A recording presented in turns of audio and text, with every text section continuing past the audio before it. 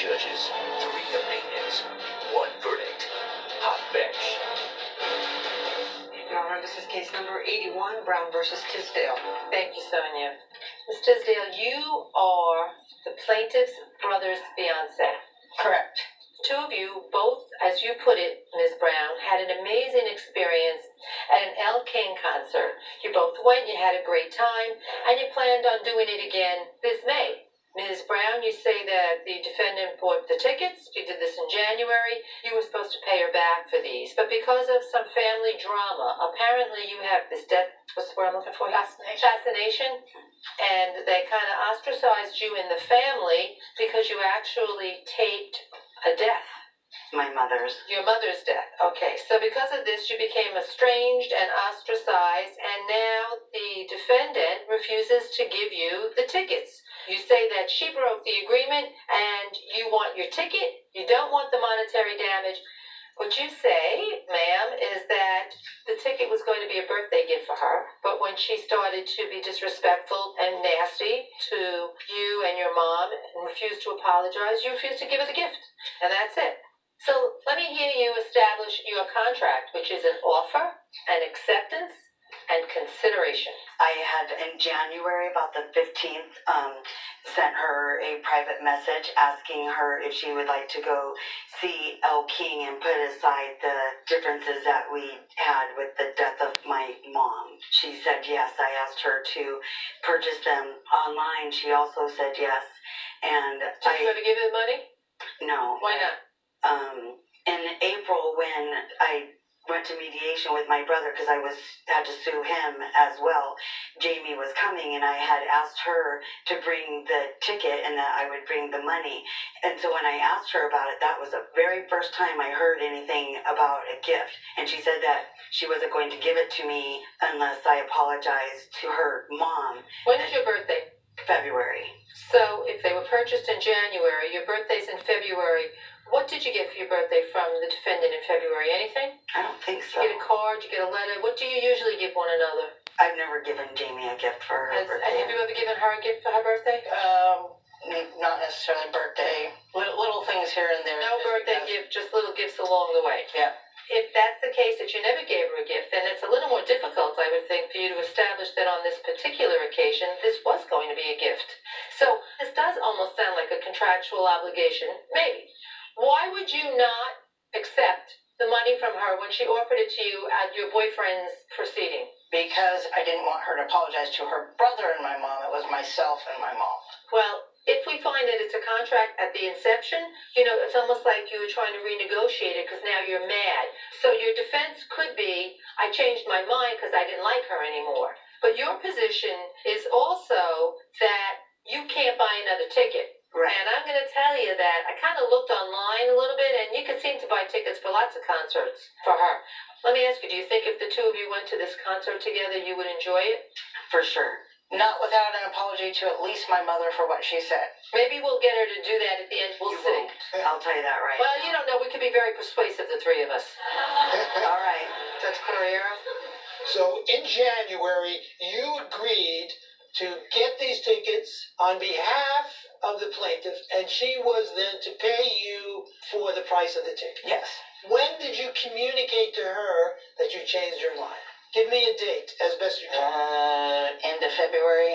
No. When did she communicate to you? I remember the day very specifically. What day was it? April 2nd. Was it sold out on April 2nd? No, apparently not, and it's still not sold out to date. So you could have gone. Well, I and guess you would have been out any money. I don't do online. That's why I asked Jamie to do Well, it. it doesn't matter. You could get tickets another way, right? Well, I suppose I could find another way. Somebody else would. As anybody else would who doesn't go online. Okay, very good. No, it's not very good. I'm just trying to figure out whether the defendant is responsible for anything to you. Okay, maybe not legally, but as far as I'm concerned, morally. Well, it's a different issue. Judge Acker?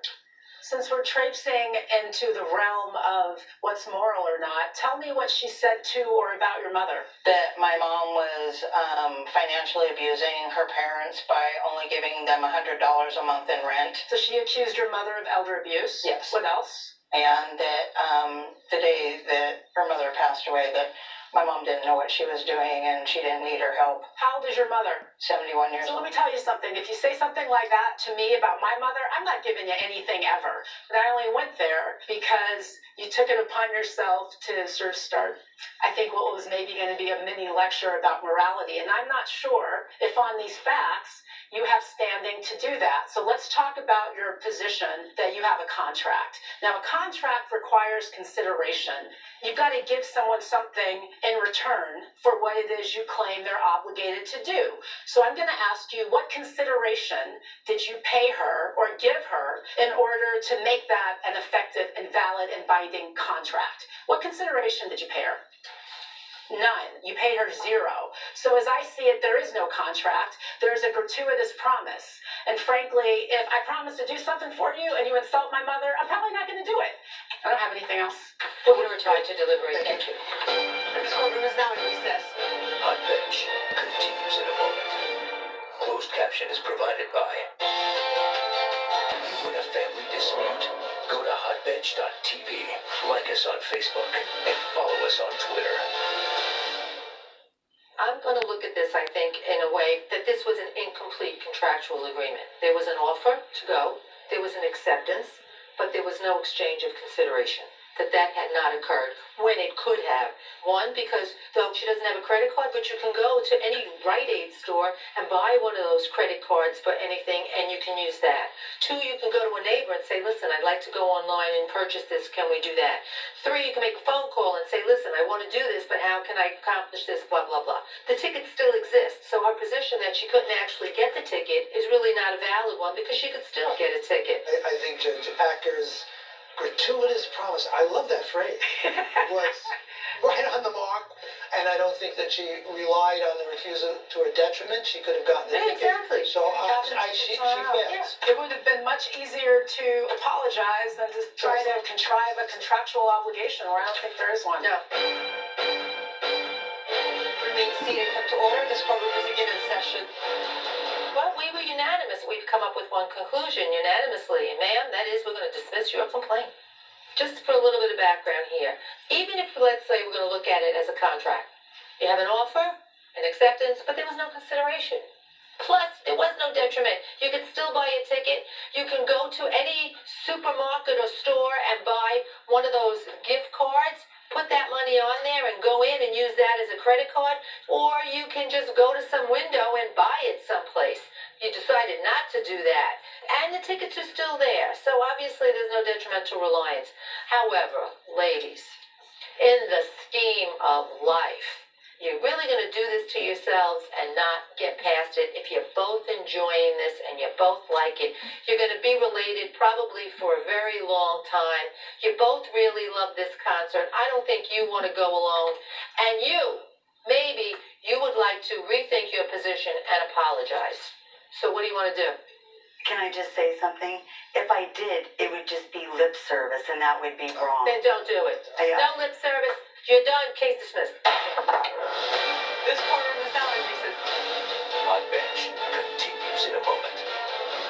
And on the next Hot Bench. The dog became obese. His weight was an issue. Larger than normal, obese, weight, obese. Go love that beautiful animal. Hot Bench. I will never apologize, not even for an Elle King ticket or defending my parents. We'll be okay eventually, but we got a long way to go. It's totally possible. I don't hate Jamie. She's not a bad person. She's just being a stinkeroo. I am going to enjoy the concert with my mom.